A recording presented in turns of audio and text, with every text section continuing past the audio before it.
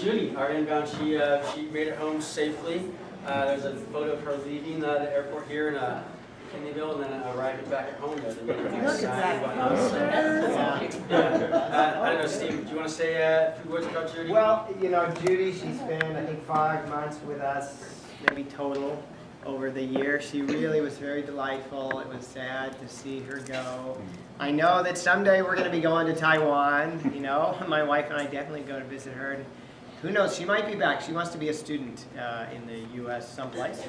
So we'll see how those plans go. But she still has to finish high school, even though she's 18 now, and they have more school than we do here, and she's got a lot of really big exams she has to take, so she's going to spend a lot of time studying.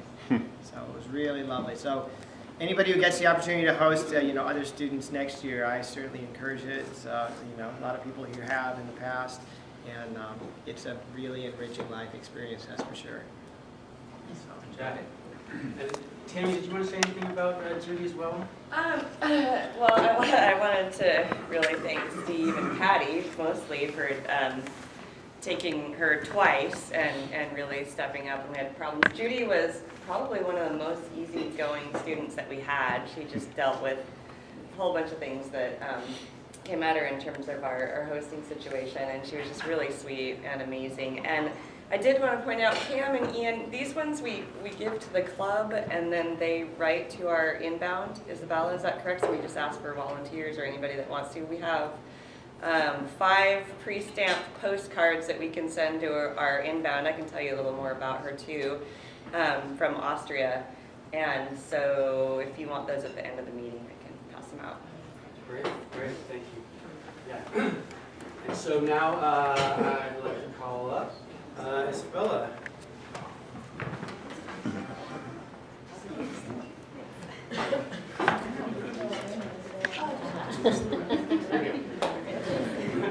Hi everyone.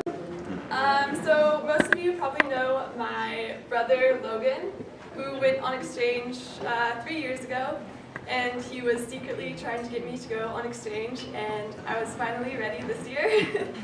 Also, my notes on my phone. I'm not just like checking Facebook.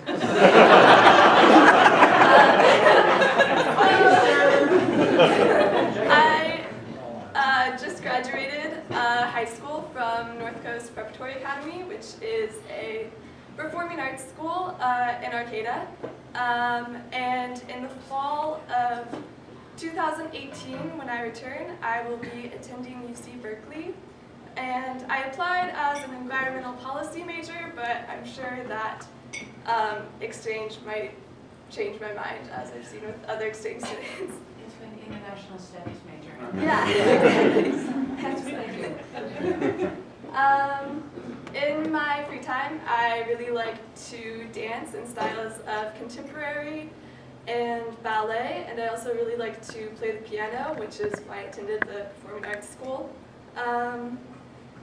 And I thought I would share where I'm going next year. So I'm going to Denmark, and I'll be going to Copenhagen, which is the capital.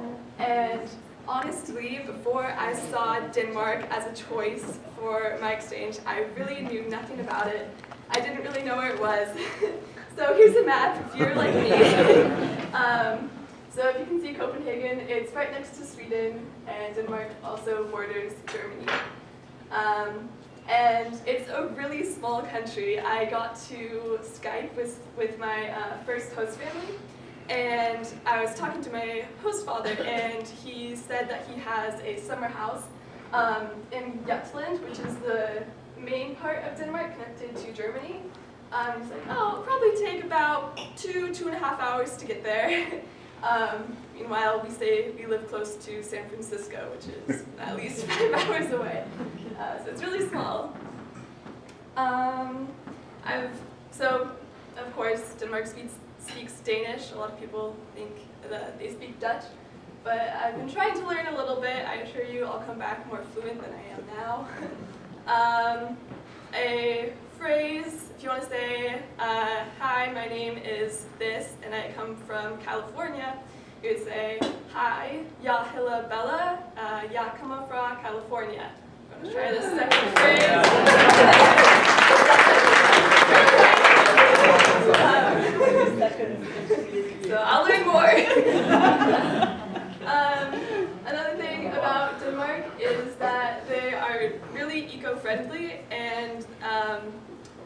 part of this is that everyone bikes there.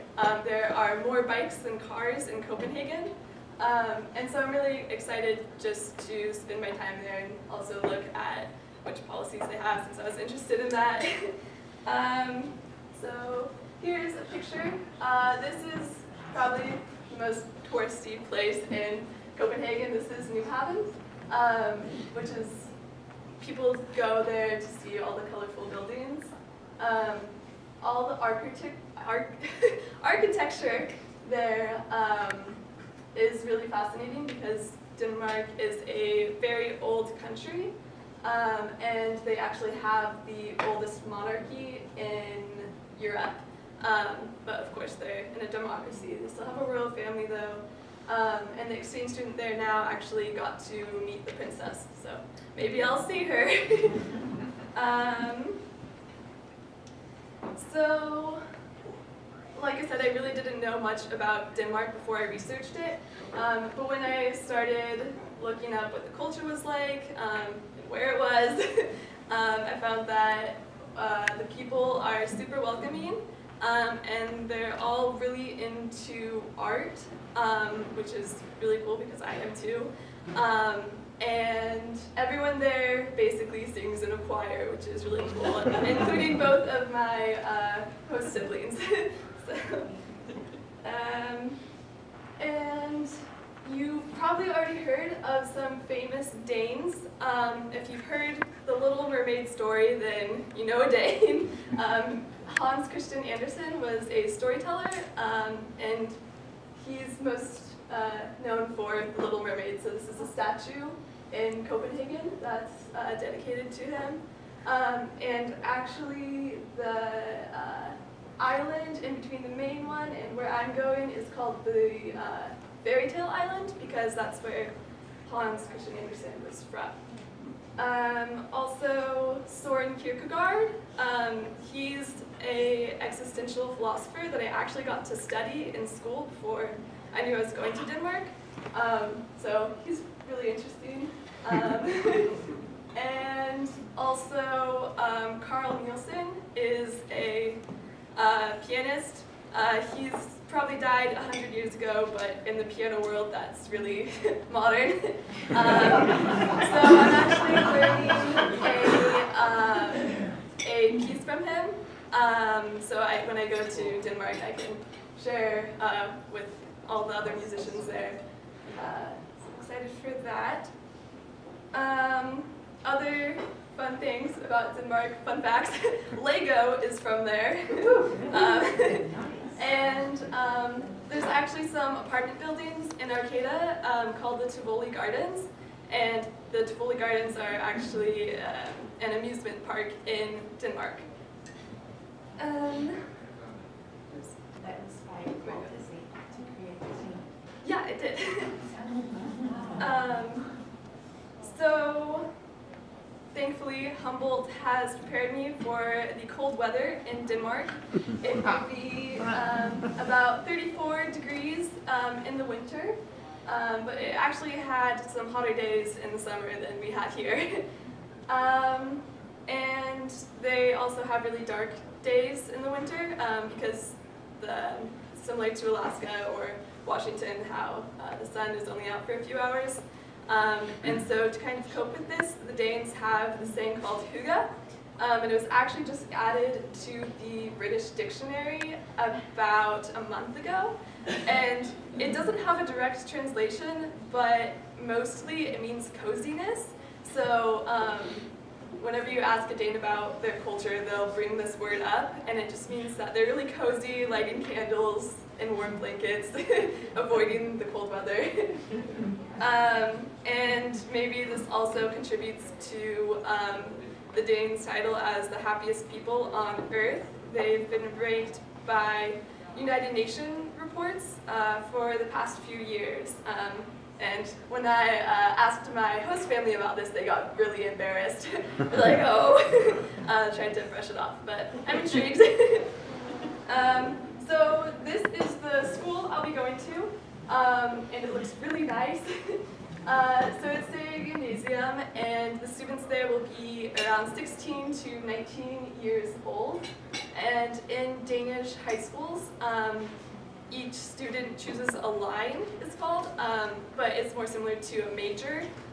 So I could choose to major in music or in globalization, like my host brother is. And here's another picture of my school just because it has really nice architecture. And this is the music building that they have. And of course you can see all the bikes right next to it. And that is my presentation. Oh, wait, no it's not.